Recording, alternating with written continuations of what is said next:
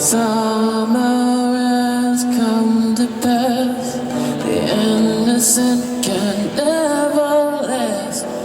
Wake me up when September ends. Like my father's come to pass. 20 years has gone so fast.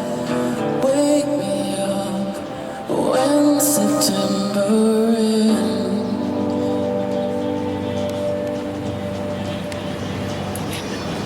Ladies and gentlemen, welcome. Welcome this afternoon. By way of introduction, my name is Christian Timothy. I'm the owner and operator of Falconer Funeral Home. And it is my absolute honor to be here. Veronica and I met when her husband passed, and we talked about this, and I'm just grateful and honored to be here. And it seems like when Adonica and I talked and we discussed this, I realized, and so did she, that we were kindred spirits.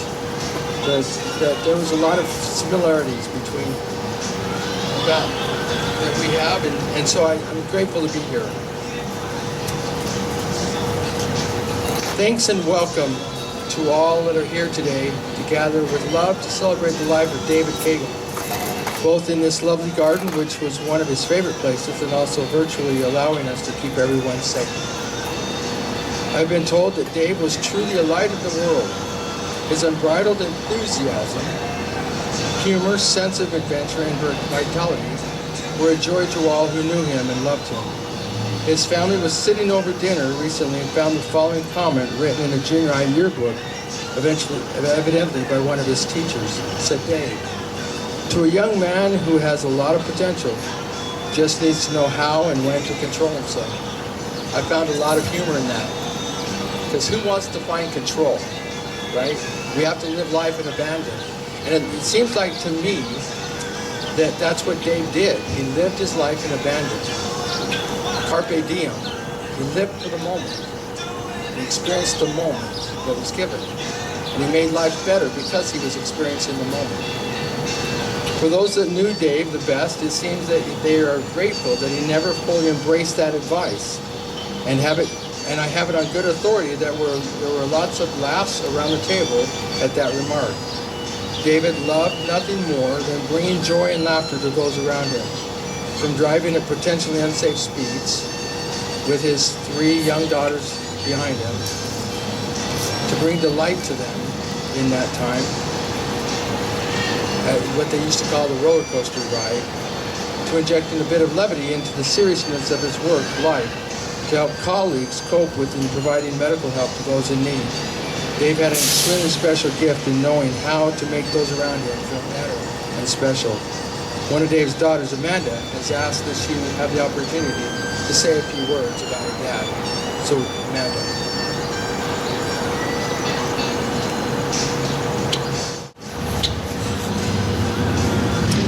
My dad was a gentle giant.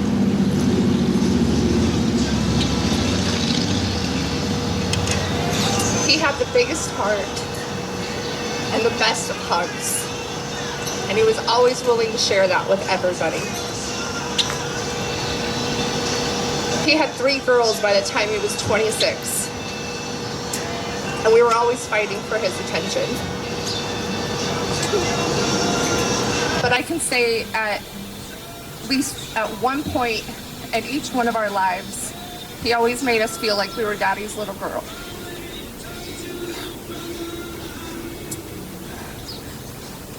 One of my favorite memories of him, when he made me feel so special, was he came and picked me up from school, and I'd only been there a couple hours. I had no idea why he was there. But he took me out of school for the rest of the day, and he took me hiking. But just me and him.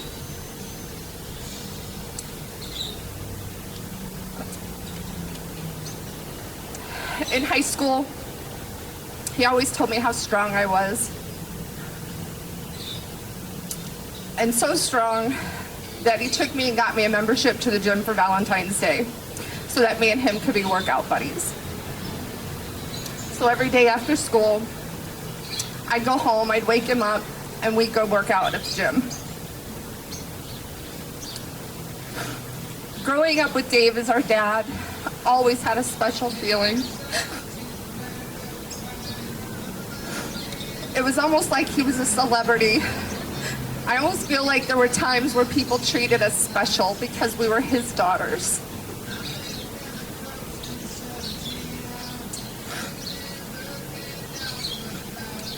Everybody that knew him loved him. He had a real special way with people. And I tell you, once he's in your life, you were never going to get rid of him. Even today, I know he's going to make sure that we all know he's here. We joke about anticipating pine cones falling on our heads or strange noises in the night, because he'd want all of us smiling and laughing just at the thought of him getting another one over on us.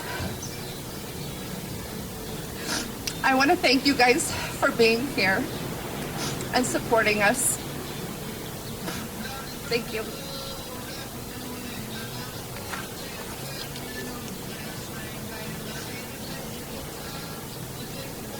Thank you very much, Amanda.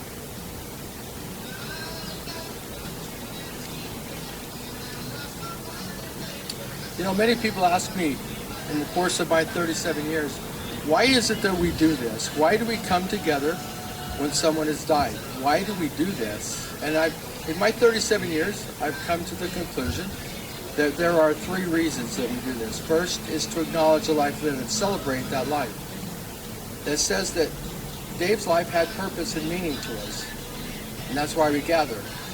The second reason is to mourn with those who mourn.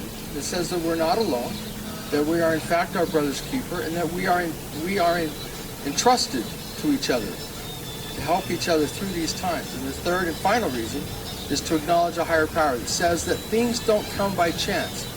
Things have order. The universe, no matter what's happening in the world, and we see a lot of things happening in the world today, no matter what's happening in the world, things do have order, governed by a higher power. So that's the third and final reason we gathered. So today what we're doing now is we're honoring Dave in the spoken word, things that matter to us. And I'm certain that on a Monday afternoon, there's 100 places that you folks would rather be than be here.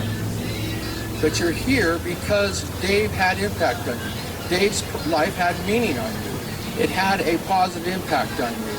And that's why you're here, to share in that. Memories become very, very, very important. As I told Donica, I lost my wife 3 years ago to cancer, a very short bout with cancer of only 30 days.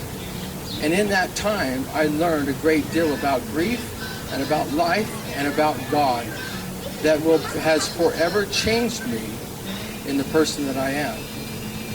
And so hopefully today we can leave this place and have a deeper understanding of who we really are in this place.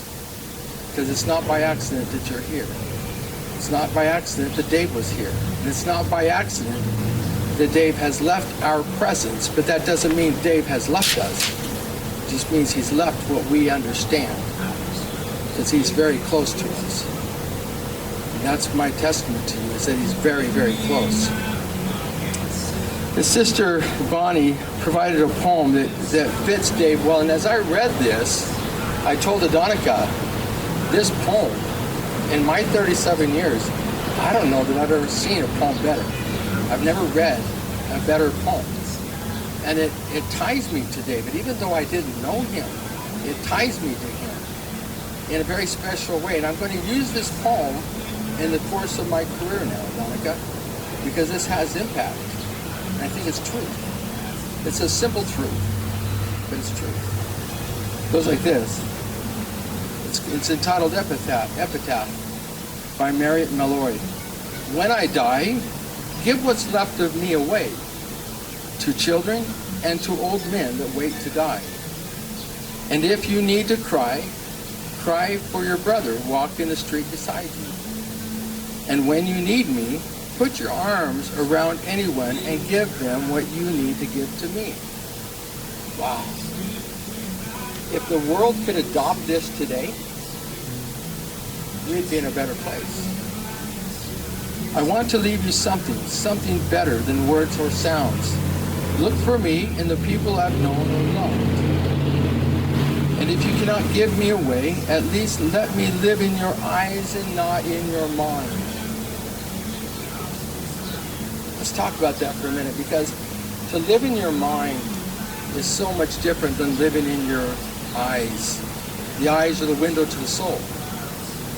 If kindness is to be given, it's through the eyes. If hatred is to be given, it's through the eyes. Let us look at each other with love and kindness as Dave would want us to. Dave was he was a respiratory therapist. He helped people. I don't know if any of you have ever had difficulty in breathing. But my stepson, my dear Charlie's youngest son, had difficulty with asthma. And the terror in his eyes when he couldn't breathe was profound. Yet Dave was one of these guys that would step in and help them, comfort them, and get them breathing properly again. Amazing gift. It's not something a person learns. This is not a trade that a person learns. Yeah, he can learn how to be a respiratory therapist, but he doesn't learn how to have the heart. He doesn't learn how to care. That comes from within him. That speaks volumes about Dave. You can love me most by letting hands touch hands, by letting bodies touch bodies, by letting go of children that need to be freed. Wow. By letting children be freed. Love doesn't die, people do. So when all that's left of me is love, give me away. I don't know that I've ever seen a better poem. This honors him. And I think that if Dave were here today, he would say the same thing. That's who he is. All here know Dave's story. Born and raised in Peoria, Illinois, to Gilbert Hayes, Almea Francis Cagle, he split his time growing up between Illinois and Alabama. That's a huge transition. From Chicago to Alabama. Man, that's tough. Frequently referring to himself as one of the first Yankees in the family and always proudly proclaiming his southern roots and family. He was a proud, hard-working husband to Monica and father to their 3 beautiful girls, April, Amanda, Alyssa, who remain to this day in the center of his heart. Dave was also a brother, grandfather, uncle, great-grandfather, and friend, as well as loving cohort in crime to his second wife, Adonica. His career as a respiratory therapist was just part of who he was, as he so willingly provided support to those in his care as well as those he loved. He was challenged by some of his closest family and friends that he loved dearly, who had medical conditions requiring him to act in a capacity as a caretaker, which was such a natural place for him. Dave brought his signature humor to the most dire of situations and was also a steady and constant support to Adonica through several years of cancer treatment, proclaiming brightly on the darkest day, all when delivered a grim outlook. Well, if we're going down together. I don't think we need to say anymore, do we? That's who he is. Let's get married. The optimism, humor, and support that he provided truly changed the trajectory and outcome of those he touched, and it was not limited to only his dearest. One story shared with me while Dave was working in the NICU was a small preemie, no larger than the smallest bird, who seemed to thrive when hearing Ralphie songs. This was something meaningful to Dave, as he heard and shared these with his daughters, so he recorded tapes of the songs and provided them to the nurses and family for when he wasn't there. This was who he was at his core, someone who used every crayon in the box to help when needed, always with a signature of humor. Dave's wife Annika has shared some comments as well.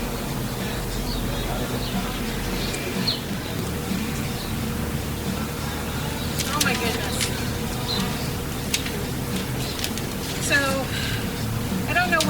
tell Dave any more about what an amazing person he was, other than the fact that everybody here knew him the absolute best. We all loved him dearly. I was so honored and grateful to have had even a small part to play in the life of such an exceptional human being as Dave. He was equally as comfortable being an extremely talented and skilled medical professional as he was belting out a spontaneous joke or a cartoon character impression. Most of you guys here know that he knew the entire Hanna-Barbera catalog, as well as his signature Scooby-Dooby-Doo, which I would honestly try, but I don't think I can do it justice. The depth and breadth of my brilliant Mad Hatter continuously served not only to keep me on my toes, but challenged me to be the best best version of myself that I could be. On any given day, it could have been an in-depth conversation about philosophy and quantum physics, or some other lofty intellectual pursuit, which would quickly denigrate into a pun war, belching contest, or some other more pedestrian and improper pursuit of a lot of laughs. One thing he frequently zinged back at me was, well, you opened that door, I simply walked through it. I think he may have done that to several of you guys as well. I must say that for several of you, you would likely agree that he had a especially special propensity for poop jokes. And I am very happy and proud to say that those will stay on with us as part of our legacy of Dave, which I think he would actually publish stones about. At his core, Dave just loved to bring joy and laughter to all around him, and he had an exceptional gift to do just that. He was beautifully imperfect and by far my favorite person on the planet, or now. Fortunately, he thought that I was beautifully imperfect as well, so that worked pretty well in our favor. I really put Dave through his paces, and he rose to every occasion he was thrown at him with that wicked sense of humor that has seen us both through so much. Some of our favorite memories were laughter through adversity, Godzilla movies during chemo, or our favorite was singing Monty Python songs in the pre-op during several of my surgeries. Our personal favorite was the Spam song, which was either to the delight or much to the chagrin of most of the surgical nurses that were working the floors. And of course, there were so many more wonderful memories from happier times together as well. The best part of having Dave in my life was just the day-to-day of it. I will always be grateful to him for loving me as I am, warts and all, the hours of laughter, love, and just being together. He will continue to be a big part of my life always, and I will love him tremendously, as I know we all were. One of the things that I've heard really frequently over the last few days is how great of a friend Dave Cagle was. He was the type of guy that, given any instance where you needed him, he would absolutely drop whatever he was doing and run to the aid of anybody that needed any kind of help or assistance, or honestly, even just needed a beer and a good laugh. That was kind of one of his sweet spots, as many of us know. It's pretty amazing what can be rectified and corrected in the world with a good beer and a good laugh to go along with it. So moving forward from today, one thing that I can say is I hope that everybody keeps Dave in your hearts and in your minds as the friend that he was to all of us, and move forward with the knowledge that he's always going to be there for you. Thank you.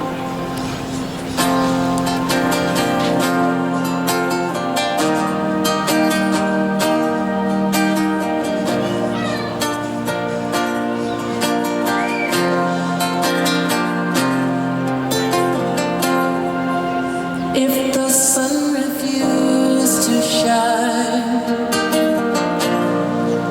I would still be loving you. When mountains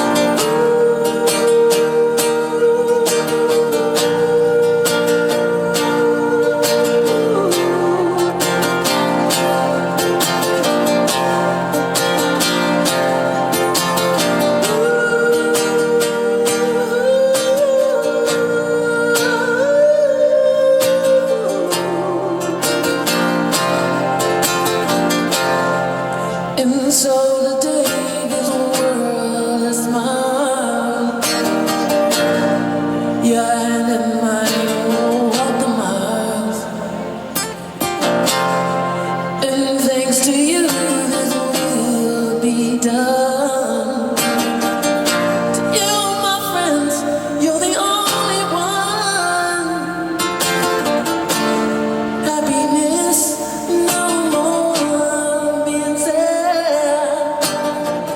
Happiness, I am glad.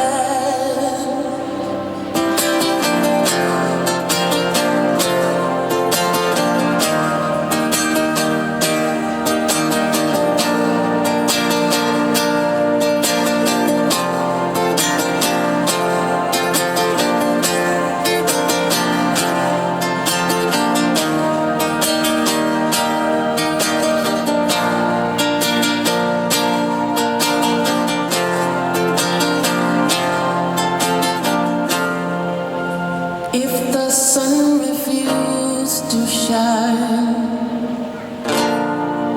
I would still be loving you. When mountains crumble to the sea, there will still be you and me.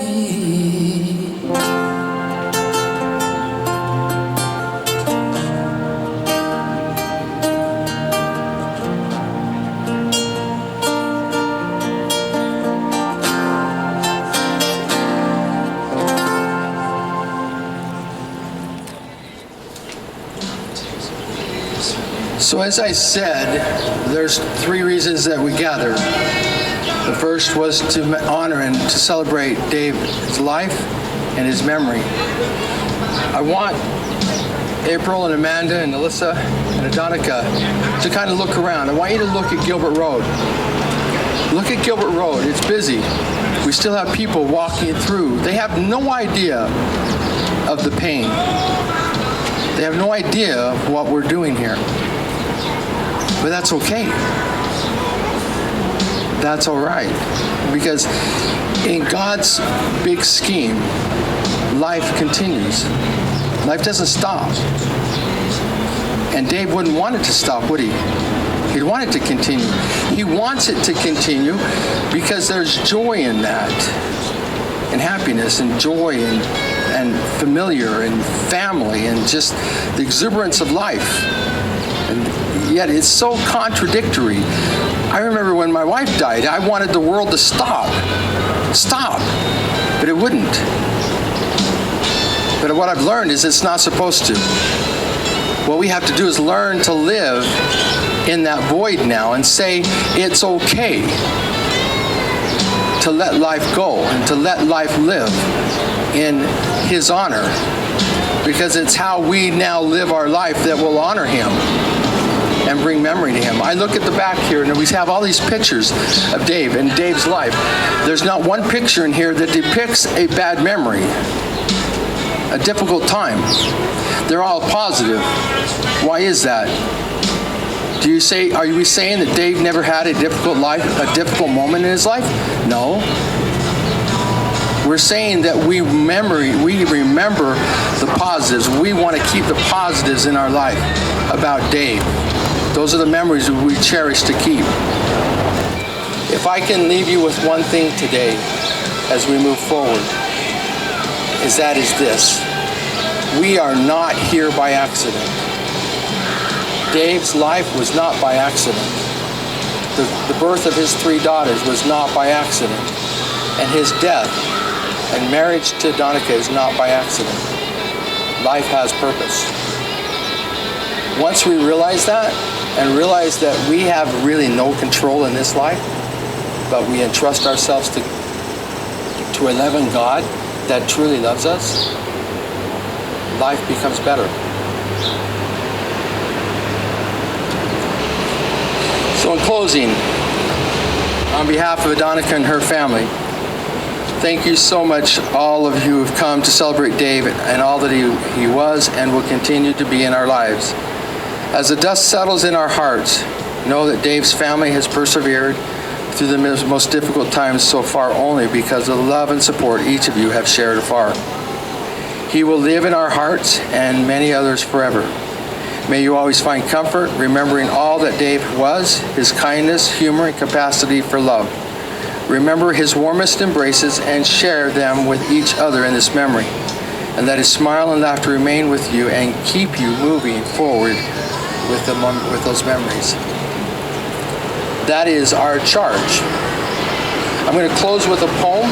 This poem is entitled Memory. We Remember Them. I'm going to insert David's name into this.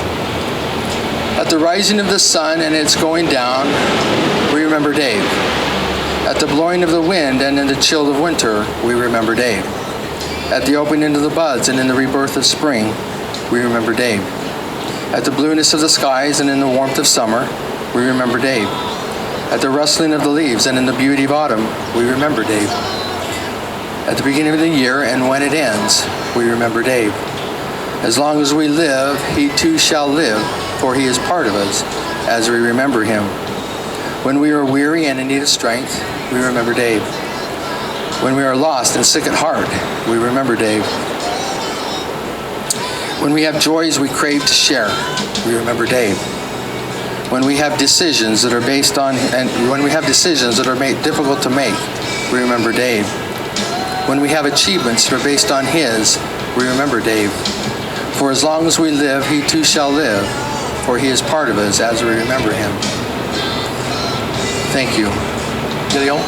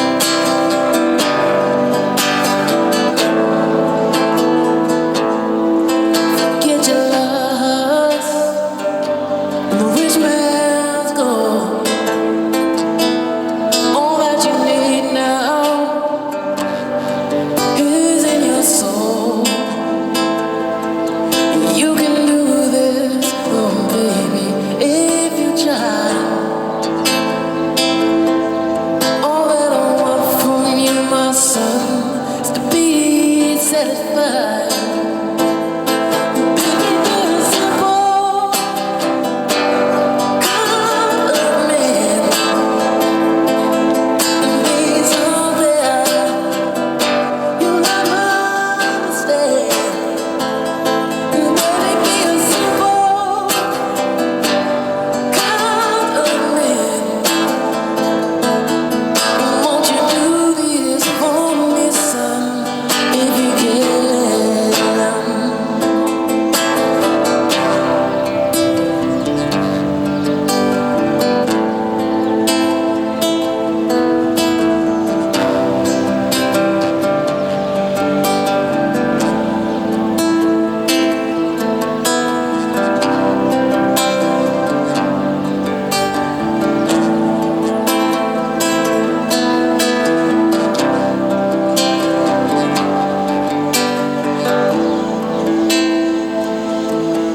Now don't you worry,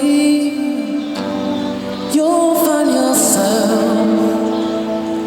Follow your heart and nothing else. And you can do this, oh baby, if you try. All that I want from you, my son, is to be satisfied. And baby, being simple, kind of man, and being something you'll never understand. Baby, being simple, kind of man. Won't you do this for me, son, if you can?